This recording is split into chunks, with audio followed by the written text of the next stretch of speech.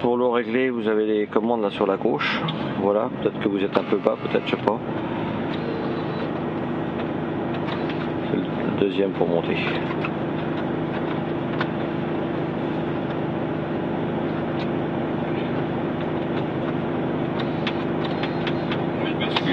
Ouais, non, mais celui qui permet d'avancer et de reculer, vous le maintenez vers le haut. Vous le maintenez. Voilà. Je suis un peu grand, peut-être il est rose. Non, non, non, non. Non, mais gardez-le, voilà. Faut le garder et maintenir, voilà. Faut le maintenir. Je le tire. Voilà.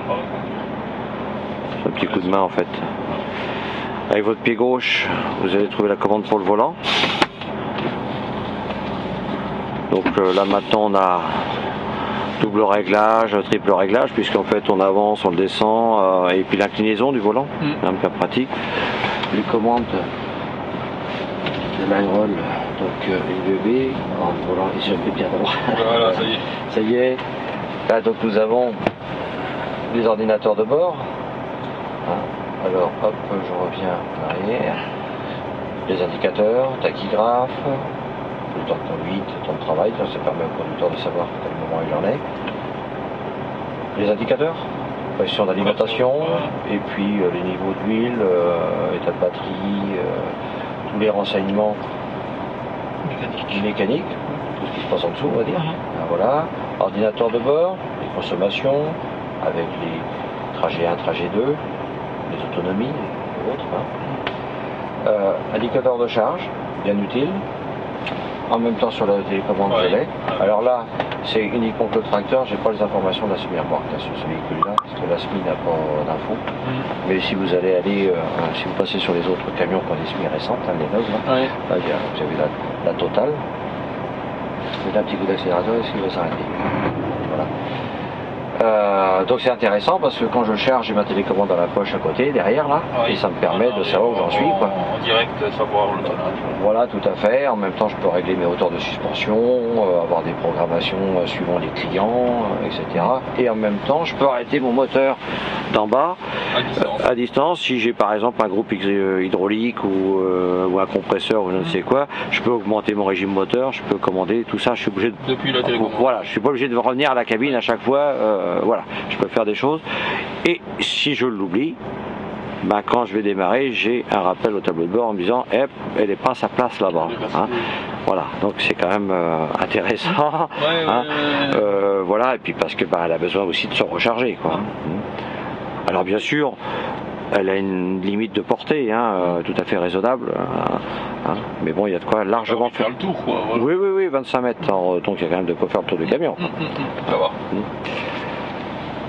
Alors donc là-dedans, bien sûr, on a toutes ces informations ici. Et puis ce côté-là, nous avons toujours sur notre main gauche, donc ce qui fait qu'on conduit, on n'a même pas besoin de lever les mains du volant, on a tout. Donc le régulateur de vitesse, la CC qui nous permet au choix de choisir les tolérances. Là, en l'occurrence, j'ai choisi 80 km/h, donc je vais rouler à 80 minimum, 85 maximum, qui va me retenir à 85 dans les descentes. Et il reprend à 80. Voilà. Alors je choisis. Je choisis les interdistances. Donc, dès lors que je vais me rapprocher d'un véhicule devant, eh bien, il va, voilà, toujours avec le petit curseur, je règle mon interdistance suivant les situations où je suis, etc. De la circulation. Tout à fait. Voilà, et donc là, hop, je quitte tout simplement. J'ai des resets qui me permettent de revenir si j'ai quelque chose. Donc ça c'est le genre d'outil que vous pouvez essayer si vous allez sur la route. Sur le circuit c'est un peu plus difficile. On quitte tout. Reste appuyé sur le 0. Voilà. Voilà. Bon c'est parti. C'est parti. Je vous laisse passer la petite ceinture.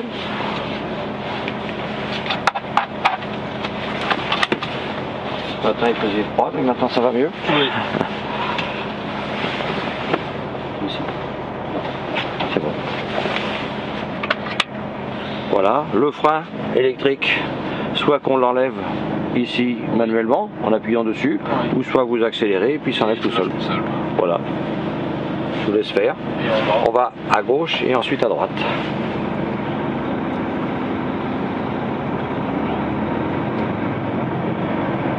Ce véhicule est équipé de l'IFS, à savoir les roues indépendantes à l'avant et suspension.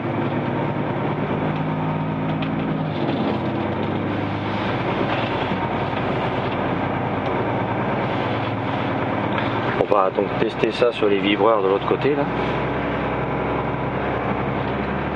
Donc vous avez une sensation un peu différente par rapport, oui, et aussi par rapport aux autres véhicules, le retour dans les mains quand on conduit un peu dans le volant, vous allez sans doute sentir une petite différence. Voilà. Que pensez-vous de la visibilité?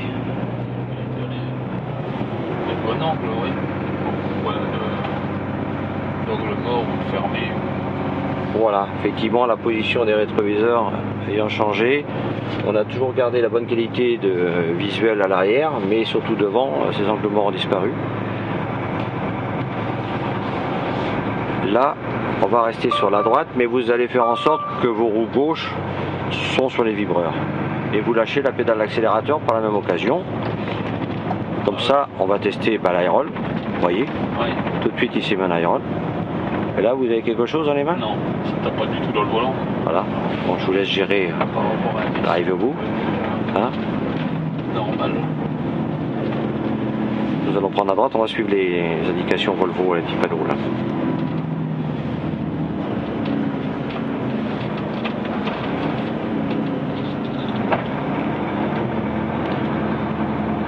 Alors vous êtes une entreprise de transport? Non? Un concessionnaire? Ah d'accord. Donc dans le réseau.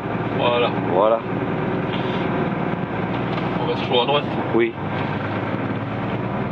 Alors je ne vais pas vous parler du moteur parce que vous le connaissez mieux que moi.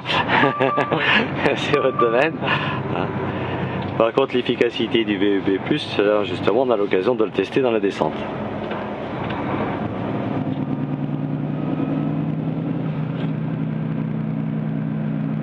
Et quel tonnage alors?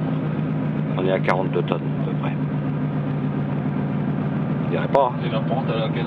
Je sais pas, faut que je me renseigne. Parce qu'elle est quand même assez prononcée. Ouais.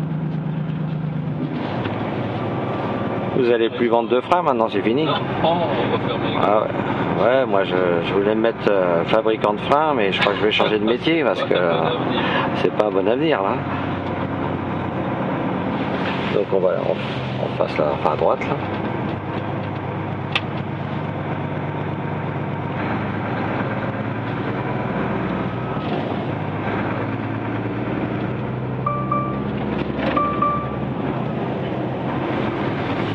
Pourquoi il met ça comme ils choisi? Oui, je sais. Non, non, c'est en fait c'est l'assiette du véhicule. Là, on va par la gauche là. C'est l'assiette et je pense que j'ai un. Prenez large. Écartez-vous parce que à gauche. On est en train de faire une tranchée là. Et normalement ça passe, hein. Ça reste sous le bitume si on prend bien comme il faut.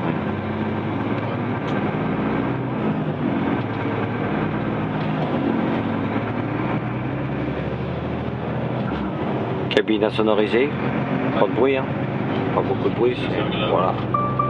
Là évidemment on est sur un circuit très court, alors c'est un peu plus bruyant, mais quand on est sur le circuit routier, c'est pas du tout, on n'entend rien.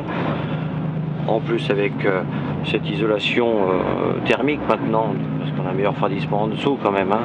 On a plus cette chaleur qu'on a dans les véhicules en fin de journée ou à gauche, où là il parcourt.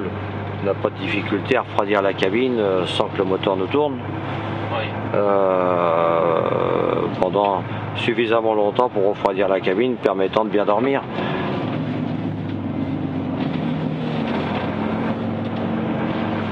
Grande cabine. Bien lumineuse. Ouais, très lumineuse. 17% de plus, là, ici à droite. 17% de visibilité, enfin de vitrage en plus. C'est intéressant. Confort de couchette aussi maintenant. Et vraiment de l'espace. Et ce qui est surtout bien, c'est qu'on peut redresser le dossier là derrière. C'est un peu plus large, les couchettes. Je trouve qu'elle est un peu plus large là, mais très confortable au niveau de la mousse. On va avancer un peu, on va se faire un petit démarrage en côte.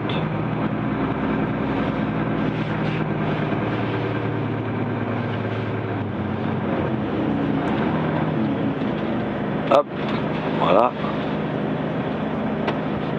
Non. En soi, le front de parc, c'est très facile. Hein. Faites comme pour la voiture. Ouais.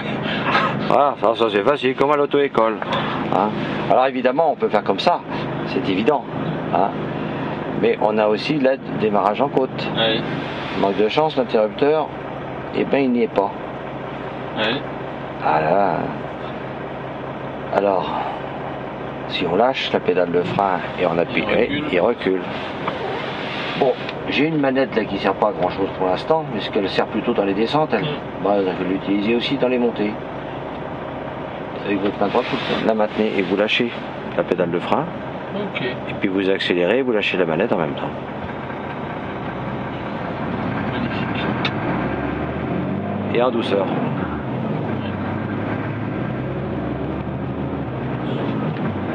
Pas mal ça.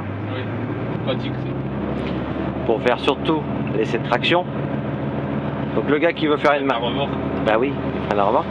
Donc le gars qui fait, qui part, qui est pas sûr que c'est bien attelé derrière, on sait jamais.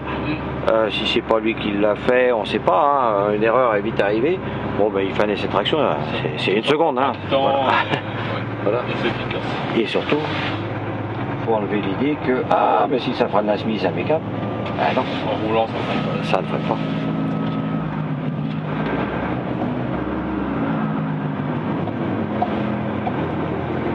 C'est souple, là.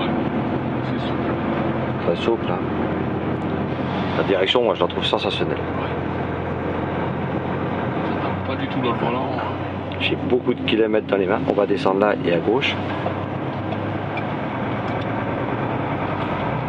Mais là, franchement, c'est le jour et la nuit. Hein. Attention des verres. Hein. On tourne à gauche.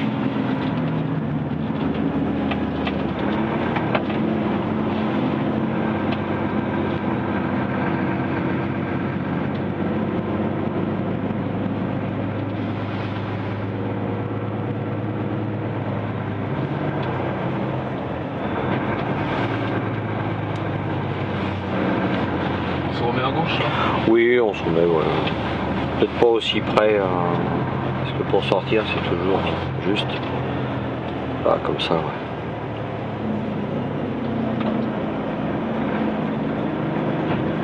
Et voilà. Impeccable. Impeccable. Tac. Impeccable. Je vous laisse mettre le frein de parc. Petit cran. Un petit peu plus. Voilà. Ou sinon, effectivement, vous coupez l'alimentation et il se met automatiquement aussi. Voilà. Hein. Mais on dira que c'est plus fonctionnel en faisant comme ça. Et surtout pour bien habituer au conducteur, pas oublier parce que on met le neutre, on pense que comme la voiture, on neutre, on est sur un frein de parc. Et là, c'est pas le cas quand même. Donc, s'il laisse le moteur tourner à faux plat, le véhicule il peut partir. Oui, quoi. Oui.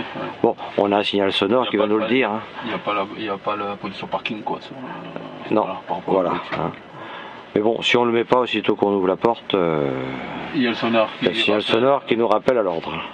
Voilà. Donc, sécurité maximum sur toutes les fonctions, ce qui est quand même une bonne chose. Voilà. Très bien. Très bien. Très bien, très bien. Bel outil. Bel outil. Ça c'est bien. Petit rangement pour les documents. Très agréable. Là, ça permet d'avoir une table pour écrire, facile. Voilà. La fameuse couchette dont je vous parlais, regardez. Impeccable ça. Oui. Voilà. Les commandes dans la couchette où il peut commander plein de choses, même ouvrir une vitre, mettre en route son chauffage, là aussi. Pareil, au même endroit. Au même endroit. Donc là, il y a vraiment énormément de commandes. On a les menus qui sont dedans, on défile, voilà. Et puis, oui, tout à fait. Et sans se lever, c'est vraiment l'idéal. On a gardé ce petit tunnel pour faciliter un emmarchement. On est resté à 3 marches, oui. qui permet l'accès plus facile. Et même quand on est en bas, si on veut utiliser les commandes qui sont sur la gauche, donc voilà, possible encore, c'est possible, ouais, on est à hauteur d'homme raisonnable. Et en même temps, ça permet de garder un petit point propre pour le conducteur qui lui accède à sa couchette. Voilà, il n'a pas. Il n'y a pas les tapis directement sur le même palier. Oui, voilà, ouais. Donc c'est quand même très bien. Avec son petit frigo. Voilà, là-bas donc le coffre. Hein. Trop de rangement. Oui. Et surtout ce qui est très bien, ce sont les coffres accessibles de l'extérieur, où on peut avoir un coffre propre comme un coffre sale, hein, suivant des activités, les gars qui ont des gants qui sont sales, qui sentent un peu le pétrole ou autre, voilà. Bon, il peut les séparer, alors qu'avant on avait tout dans le même coffre, c'était un peu dommage, quoi. Hein. Donc franchement, très pratique, c'est vraiment un outil de travail et en plus confortable. Donc c'est super. Voilà, je vous laisse accompagner, enfin rejoindre mes amis à côté. Ouais. Bonne journée, merci. Au revoir. Au revoir.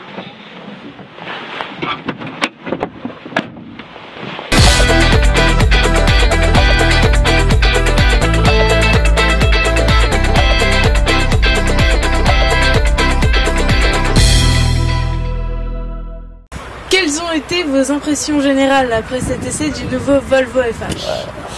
Ça a été un véhicule très souple, très agréable à conduire. J'espère qu'on en vendra beaucoup. Comment vous êtes-vous senti derrière la cabine? Comment ça? Derrière le volant, je veux dire dans la cabine. En sécurité, bonne visibilité, agréable quoi.